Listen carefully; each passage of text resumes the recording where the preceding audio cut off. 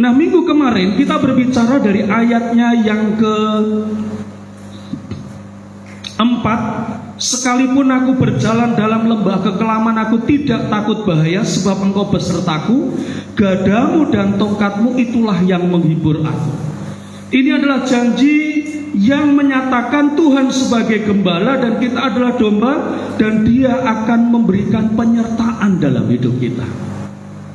Minggu kemarin saya katakan kadang-kala dalam hidup kita naik, kadang turun, kadang mulus, kadang juga penuh dengan goncangan. Apapun itu, di situ kadang-kala seringkali kita merasa lemah. Bahkan persoalan tekanan hidup membuat kita merasa bahwa aduh, kayaknya aku ini down, kayaknya ini aku lemah. Dan seringkali kita berpikir saat kesulitan, persoalan, tekanan itu datang, kita merasa bahwa kita ini udah gak mampu, kita lemah, kita gak kuat. Tapi dengar baik, kabar baiknya adalah begini. Justru persoalan, justru tekanan hidup, justru masalah itu membuktikan bahwa saudara kuat. Amin. Ya. Karena kalau kita nggak kuat, nggak mungkin diuji oleh Tuhan dengan hal seberat itu. Kalau kita nggak kuat, Tuhan nggak akan kasih pencobaan itu dalam kehidupan kita. Karena Paulus berkata pencobaan yang kita hadapi adalah pencobaan biasa yang tidak melebihi kekuatan kita. Jadi itu kabar baiknya. Jadi kalau Tuhan izinkan kita mengalami satu persoalan, kesulitan, itu bukan karena kita lemah, tapi karena Tuhan tahu kita kuat dan Dia ingin kita menjadi semakin kuat. Nah, hari ini kita akan melihat dari ayatnya yang kelima, Mazmur 23 ayatnya yang kelima. Kita akan baca bersama. Ayat 5 dan ayatnya yang ke-6. Mazmur 23 ayat 5 dan ayatnya yang ke-6. Kita baca bersama. 1, 2, 3. Engkau menyediakan hidangan bagiku di hadapan lawanku. Engkau mengurapi kepalaku dengan minyak, pialaku penuh melimpah. Kebajikan dan kemurahan belaka akan mengikuti aku seumur hidupku, dan aku akan diam dalam rumah Tuhan sepanjang masa. Nah, ini saudara, kalau kemarin kita berbicara tentang bagaimana Tuhan menjadi penyerta dalam hidup kita, hari ini kita akan melihat dari sisi lain. Dia adalah Tuhan yang luar biasa. Dikatakan, engkau menyediakan hidangan bagiku di hadapan lawanku, engkau mengurapi kepalaku dengan minyak, pialaku penuh melimpah. Nah, saudara, saya senang sekali dengan apa yang digambarkan Daud, menggambarkan hidupnya sebagai domba dan Tuhan sebagai gembala. Tapi tahu enggak, domba itu punya kelemahan, saudara. Ya, dia adalah binatang yang lemah, dia nggak punya taring, dia nggak punya bagian tubuh yang dipakai untuk bisa menghancurkan lawan. Nggak ada, saudara. Dia ada benar-benar binatang yang lemah, yang mudah tersesat. Dan kemudian dia adalah binatang, mereka ini adalah binatang yang gampang sekali stres. Apa yang membuat domba itu stres? Domba itu stres di saat dia menghadapi musuhnya. Itu akan membuat dia stres. Kalau rusa, waktu dia dikelilingi oleh serigala, maka dia punya senjata pamungkas, yaitu apa? Dia punya kecepatan lari yang begitu luar biasa. Dan kalau dia lari fokus ke depan, maka dia akan bisa mengalahkan kejaran dari serigala itu. Tapi domba dia nggak bisa lari. Kalau digigit serigala, giginya tajam, dia nggak tajam. Dan kalau belum bisa menggigit, yang dilakukan oleh segerombolan binatang buas itu, yang mereka lakukan apa? Mereka akan berkeliling, mengelilingi domba itu. Itu yang akan membuat domba itu semakin stres. Binatang-binatang buas itu dia akan terus berjaga. Nah, walaupun domba ini ada makanan, karena tingkat stres yang tinggi, mereka nggak doyan makan akhirnya. Sehari 2 hari mereka nggak makan, lemahlah kekuatan mereka. Semakin lemah, semakin mudah digigit, semakin mudah dibinasakan. Jadi cara binatang-binatang buas untuk membuat mental dari domba ini lemah yaitu apa? Mereka akan berkeliling. Mereka akan terus berjaga-jaga sampai akhirnya lemah dan disikat. Nah, ini musuh pertama. Tapi musuh yang kedua ini juga nggak kalah jahatnya, saudara. Binatangnya kecil, tetapi bisa menghancurkan dari dalam. Yaitu apa? Yang kedua musuhnya adalah serangga, sejenis lalat atau mungkin serangga apapun. Yang serangga ini lakukan apa? Mereka akan hinggap di atas kepala dari domba itu. Makanya untuk mengusir itu, domba akan mulai geleng-gelengkan kepalanya supaya apa? Supaya kupingnya ini selamat. Tetapi serangga ini nggak mau menyerah. Sejahat apa serangga ini? Yang dilakukan serangga itu adalah dia hinggap di kepala. Setelah dia merasa nyaman, dia akan taruh telur di lubang telinganya. Dia akan taruh telur, dia akan taruh kuman, dia akan taruh bakteri.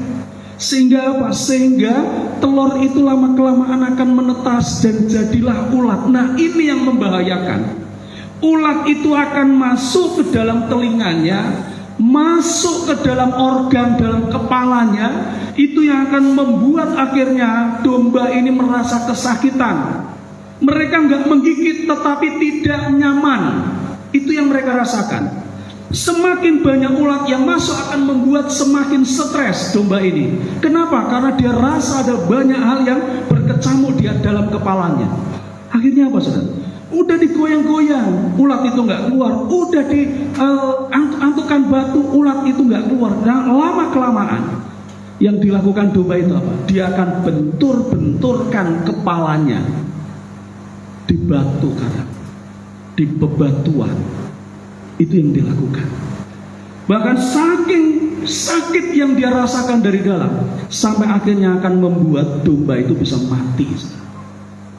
Wow. Tapi ayat ini menandakan bagaimana Tuhan menjadi pembela. Yang pertama dikatakan, engkau menyediakan hidangan bagiku. Apa maksudnya, saudara? Daud dia merefleksikan dirinya seperti domba yang dalam kondisi ketakutan karena ada banyak serigala yang ada di sekelilingnya, musuh-musuh ini. Tapi di tengah-tengah kondisi itu yang dilakukan oleh tuan atau gembala itu apa? Justru dia memberikan makanan. Dia dikasih makan, dijamin supaya dia nggak stres. Dan di saat domba itu melihat bahwa tuannya itu mempedulikan dia, maka rasa aman itu akan muncul. Gak cuma makanan yang diberikan oleh sang gembala itu, tetapi yang dilakukan adalah sang gembala itu memberikan perlindungan, memberikan proteksi, supaya dia memiliki rasa nyaman bahwa ada yang melindungi. Tapi yang kedua, saudara, menghadapi serangga yang dilakukan oleh gembala apa? Gembala itu dikatakan begini, engkau mengurapi kepalaku dengan minyak, pialaku penuh melimpah. Yang dilakukan apa?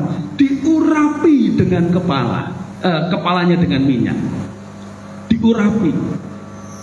Kalau di dalam bahasa aslinya pakai minyak zaitun, itu kemudian dioleskan dari kepala turun ke kuping, telinga sampai ke leher. Dan serangga paling tidak suka dengan ini, sehingga amanlah kepalanya. Jadi itu yang dilakukan oleh Tuhan itu yang dilakukan oleh sang gembala itu.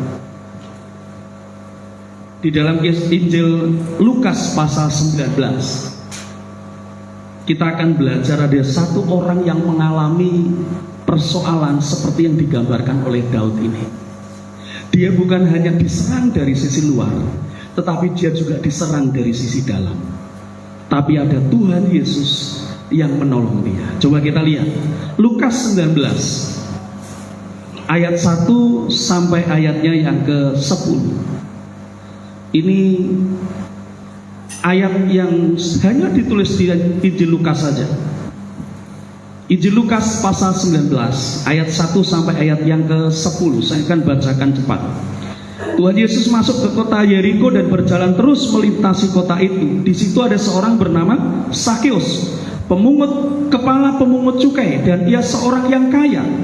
Ia berusaha untuk melihat orang apakah Yesus itu, tetapi ia tidak berhasil karena orang banyak, sebab badannya pendek. Maka berlarilah ia mendahului orang banyak, lalu memanjat pohon ara untuk melihat Yesus yang akan lewat di situ. Ketika Tuhan Yesus sampai ke tempat itu, ia melihat ke atas dan berkata, "Sakeus, segeralah turun, sebab hari ini aku harus menumpang di rumahmu." Perhatikan kata ini. Aku harus. Berarti ada sebuah kehendak yang kuat yang Tuhan mau kerjakan.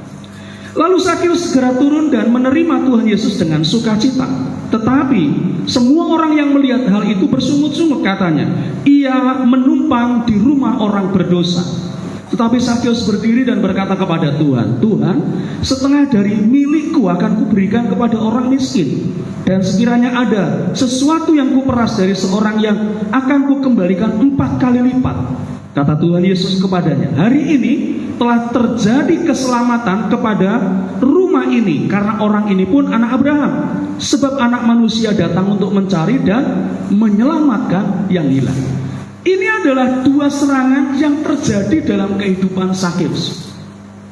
Dia bukan hanya diserang oleh binatang-binatang buas yang menyerang dari luar, tetapi dia juga diserang oleh serangga yang menyerang dari dalam. Perhatikan baik. Manusia dalam kehidupan itu seringkali menghadapi ini. Kalau enggak dari luar, pasti dari dalam. Serangan itu datang, kalau enggak dari luar, selalu dari dalam. Dan saya mau kasih tahu, yang paling membahayakan adalah yang dari dalam. Ya, apa itu yang dari dalam? Saat kehidupan kejiwaan kita, mentalitas kita, mental kita sudah kena, maka itu yang paling repot. Ya, itu yang paling repot. Sakeus, dia tahu dia adalah orang yang melakukan dosa, karena pemungut cukai itu digolongkan sebagai pendosa, sama dosanya dengan pezina. Dan itu jadi bahan omongan banyak orang. Bukan cuma itu, saudara. Kondisi fisiknya dikatakan dia pendek. Dia tahu ada Yesus yang akan lewat, maka dia berusaha untuk ketemu Tuhan Yesus. Pada waktu dia sudah sampai di pinggir jalan, dia menghadapi kelemahannya. Dia pendek, orang lain tinggi-tinggi, dia nggak bisa menjangkau untuk bisa melihat Yesus. Yang dilakukan apa? Dikatakan di situ, dia kaya. Ya, dia kaya, tapi dia tidak bisa memakai kekayaannya. Kenapa? Karena orang semua berlomba untuk ketemu Yesus. Dia bisa aja berkata, "Aku bayar kamu ya, gendong aku atau panggul aku." Tapi ternyata apa? Orang tidak ada yang mau. Sampai akhirnya yang dia lakukan apa? Dia sadar bahwa kekayaannya tidak bisa digunakan. Dia naik pohon. Ya, dia naik pohon. Dia ingin melihat Yesus. Itu adalah serangan dari luar. Tapi kemudian yang kedua, serangan yang dari dalam. Kita perhatikan di sini. Ya. Ayatnya yang ke-7. Tetapi semua orang yang melihat hal itu bersungut-sungut. Bapak Ibu yang punya Alkitab, ya, versi mudah dibaca atau versi BIMK, itu bahasanya lebih ngeri, saudara. Saya bacakan Lukas 19 ayatnya yang ke-7. Ini versi mudah dibaca. Ya, dikatakan gini. Semua orang yang melihat itu mulai menggerutu. Mereka berkata, "Cih, ia pergi bertamu ke rumah orang yang tidak baik." Ada kata "cih". Waktu Tuhan Yesus mau datang ke rumah dia, orang mulai ngomong negatif. Dia datang ke rumah orang yang tidak baik. Saudara dengar baik. Seringkali omongan orang, hinaan orang, itu bisa lebih menjatuhkan mentalitas kita dibanding dari kondisi keadaan kita sendiri. Ya. Di dunia ini ada banyak hal yang bisa merendahkan, yang bisa membuat kita down. Perkataan, omongan itu kadangkala bisa membuat kita bisa merasa diri tersalahkan. Ya, makanya hati-hati. Media sosial kadangkala juga seperti itu, saudara. Ya, orang ngomong apa kadangkala itu bisa masuk mengganggu perasaan kita. Padahal belum tentu orang itu ngomong sama kita. Belum tentu dia ngomongin kita. Makanya hati-hati. Nah, ini yang terjadi. Mental dia kena. Tapi yang dia lakukan apa? Dia sadar bahwa ada serangan yang jauh lebih kuat, yaitu yang menyerang mental. Maka dia datang kepada Tuhan. Seorang Steve Jobs, ya, yang punya Facebook, dia bilang begini, saudara. Jangan biarkan opini orang lain menenggelamkan suara dari dalam diri Anda. Jangan biarkan opini orang lain, perkataan orang lain itu menghancurkan apa yang ada di dalam diri saudara. Kadangkala firman Tuhan yang ada dalam diri kita kalah hanya karena apa? Omongan orang. Kadangkala ya, sesuatu yang negatif yang kita lihat, yang kita perhatikan, itu bisa menghancurkan iman kita, keyakinan kita. Makanya hati-hati. Orang kalah bukan karena dia nggak kuat, enggak, tetapi karena dia memberikan kesempatan untuk sesuatu yang menyerang dalam hidupnya, sehingga dia akhirnya apa? Semangatnya patah, imannya lemah, banyak kekhawatiran, banyak ketakutan yang membuat akhirnya dia nggak bisa melangkah kembali. Makanya hati-hati. Musuh itu seperti gorila, saudara. Jadi kalau kita berhenti karena kelelahan, maka dia yang akan menang. Tapi kalau kita nggak berhenti, maka gorila itu lama-kelamaan akan lelah, dan akhirnya dia akan menyerah. Maka dari itu mari bangun manusia yang ada di dalam kita untuk bisa semakin kuat, ya, untuk bisa semakin kuat. Bapak Ibu, salah satu perbedaan antara kita dengan binatang itu apa sih? Salah satunya adalah akal pikiran. Binatang punya otak tapi nggak punya akal pikiran. Dia berjalan sesuai dengan instingnya. Tapi kalau manusia, dia punya akal pikiran, dan itu tersimpan di bagian tubuh kita yang namanya otak. 80% isi dari kepala kita ini adalah otak, cairan otak itu. Tapi Bapak Ibu, menurut penelitian yang digunakan itu kemungkinan cuma 10%. 10% aja kadang-kadang sudah hebat kayak Pak Habibie, ya. Tapi saudara perlu tahu bahwa otak kita itu adalah ciptaan Tuhan yang maha dahsyat. Kenapa? Karena otak kita itu memiliki kapasitas memori sebanyak 2,5 petabyte atau setara dengan 1 juta gigabyte. Wow. Sekarang aja memori sudah berapa? 1 tera, 2 tera. Nah ini lebih, saudara. Ya, 2,5 petabyte. Sehingga itu yang kadangkala membuat orang itu bisa terus-menerus mengingat sebuah peristiwa, bahkan membekas dalam hati, dalam otaknya, walaupun itu sudah sekian puluh tahun. Ya, sekian puluh tahun. Jadi kalau Bapak Ibu yang lahir di tahun 90-an, yang pernah kalau mandi gayungnya dipakai main tuh gitu. Terus kemudian banyak hal peristiwa zaman dulu yang belum ada gadget. Kalau pacaran tulis surat, ya kan? Atau telepon interlokal, lokal sampai berjam-jam. Itu bisa tersimpan. Ya. Bahkan di medsos kadang-kala diingatkan jajanan tahun 90-an, jajanan tahun 80-an. Saudara masih ingat? Wah, itu saudara. Itu kekuatan otak kita. Luar biasa.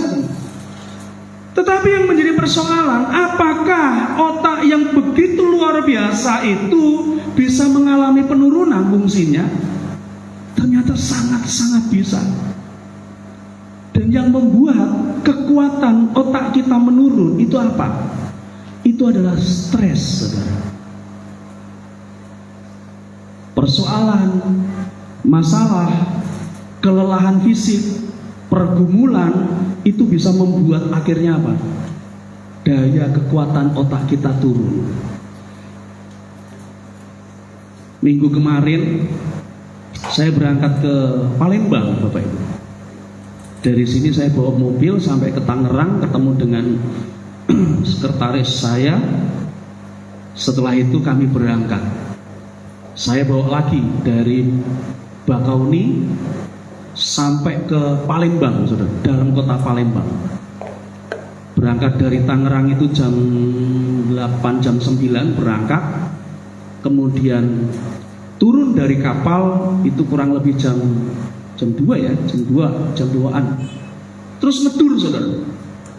Saya bawa mau masuk ke Palembang sudah jam 4, jam 5 saya mulai ngantuk, saudara. Yang lain udah pada tidur, saya mulai ngantuk. Ya, saya berusaha untuk tetap segar supaya nggak terjadi hal yang tidak diinginkan. Nah, puji Tuhannya mau masuk ke Palembang itu tolnya agak rusak, saudara. Gerujak, akhirnya nggak bisa terlalu ngantuk. Sampai akhirnya selamatlah sampai Palembang.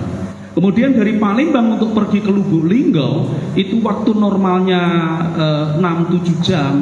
Ya, karena harus lewat lahat, karena lewat Sekayu itu jalannya agak rusak. Nah, kami lewat lahat. Dan juga kemudian dibuat nyasar oleh Google Maps, saudara.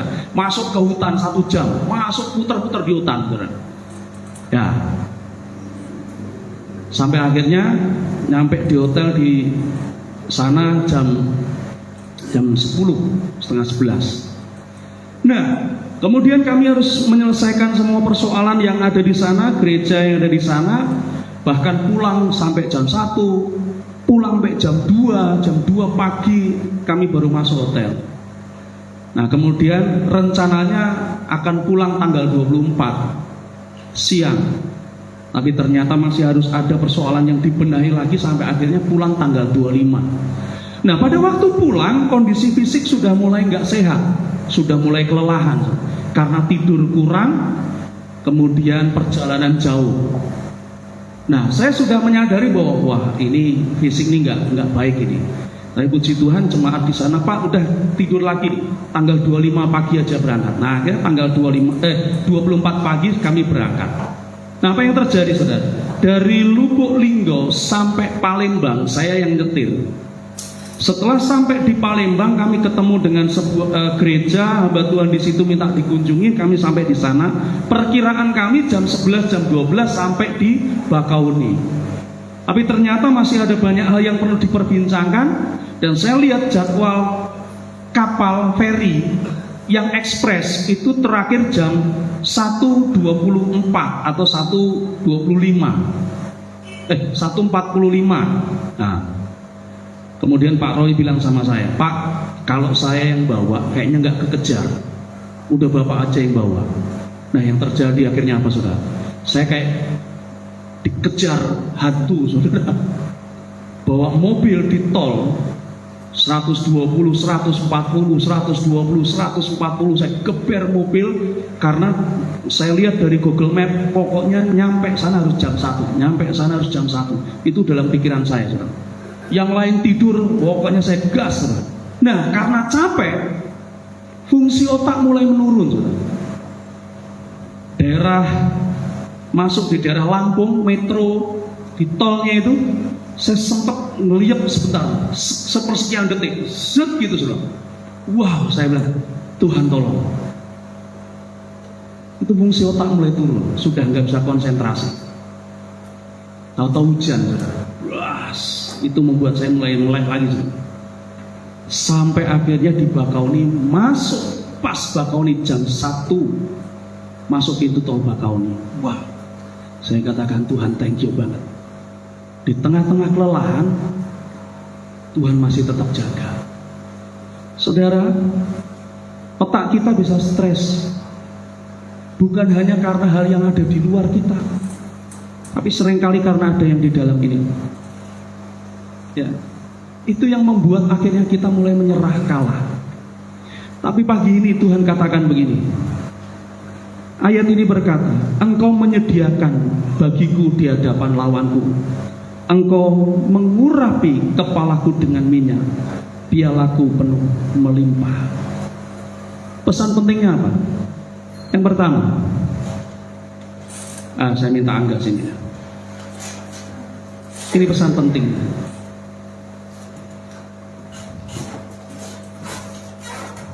Engkau mengurapi kepalaku dengan minyak.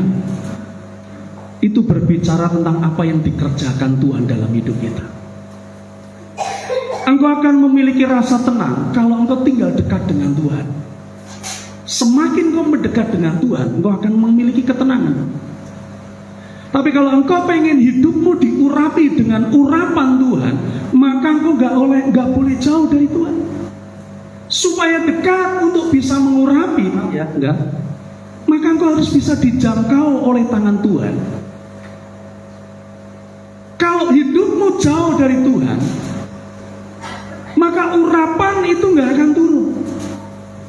Ada banyak perkara yang bisa membuat otak kita rasanya mau pecah. Ada banyak persoalan yang bisa membuat kita rasanya pengen membentur-benturkan kepala itu. Tapi kalau Tuhan dekat dengan engkau, Dia bisa memeluk engkau, dan Dia bisa mengurapi kepalamu dengan minyak anggur barunya, pengurapannya. So pagi hari ini, mari datang dekat sama Tuhan. Kedekatanmu akan membuat tangan Tuhan terus memegang teguh hidupmu, sehingga engkau sanggup berdiri menghadapi setiap persoalan yang ada. Mari datang kepada Tuhan.